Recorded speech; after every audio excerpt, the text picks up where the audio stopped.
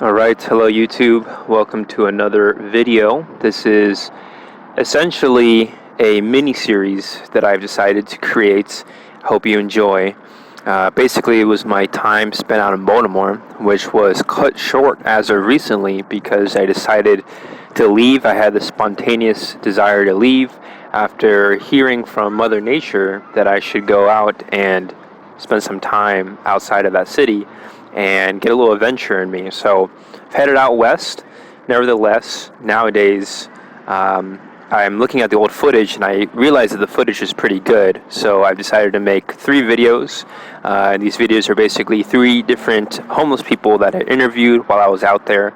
And I have to say, this content is not for the lighthearted. You're going to hear cursing, you're going to hear some really rough stories, you're going to hear stories of violence, unfortunately.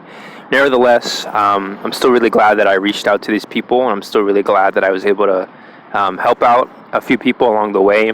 And I hope you can get a sense of Baltimore, at least a taste of what Baltimore is like. Obviously, not all of the city is bad, but it is what I would call a medieval place. It has a lot of people out there struggling, trying to find their way. It's only 1 hour from the capital of the nation, and yet it's one of the most neglected places I've ever been to.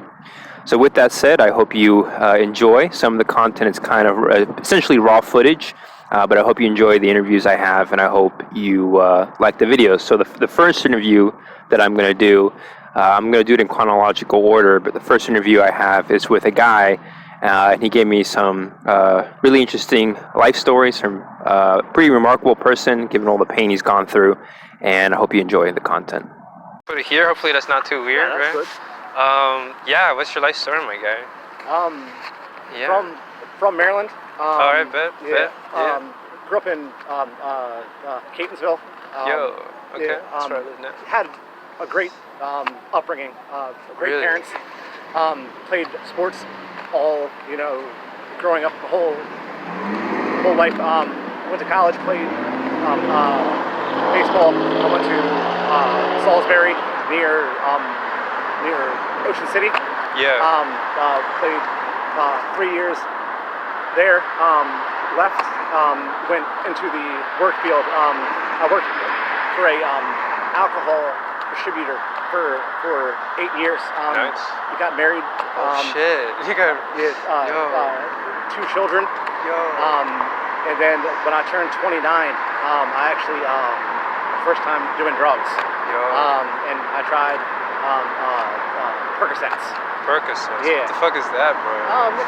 It's a pain medicine. Okay. Pretty much. Yeah. And tried it, and addictive personality, bud. Just liked it, and it put me.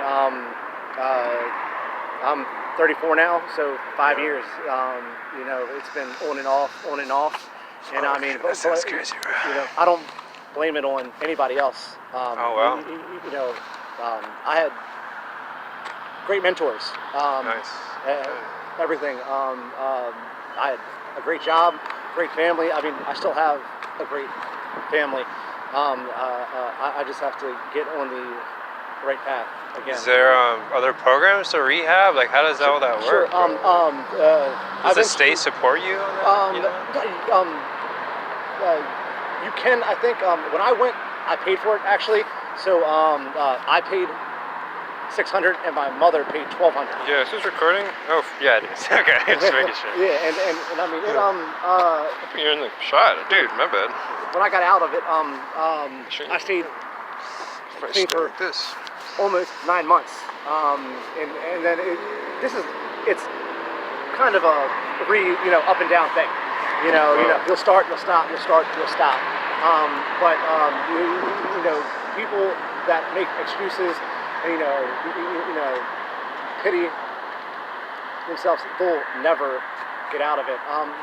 I've always known that I've done this to myself, and the only way I'm gonna get out of it is when I, decide to. What what made you feel like you had to take him? Nothing. I guess I'd always been a people pleaser and like a follower in life. True. And I mean, it's just my characteristics in life. Yeah, And, yeah, it makes sense. A lot of guys, I know a lot of people out here. a lot of people that do this, blame it on this and that, and Right. you can never get truly better until you take full responsibility and get into Yes, sir. that's recovery. You gotta want it. Nobody else can want it for you. Damn, bro. That's it. Fuck yeah, man. That's cool. Yeah, but I appreciate it. Your name, sir? Chris Matthias. Chris Matthias. Yep. Diego Torres, man. Pleasure, bro. Pleasure, man. Thank you for the camera interview. We'll see you.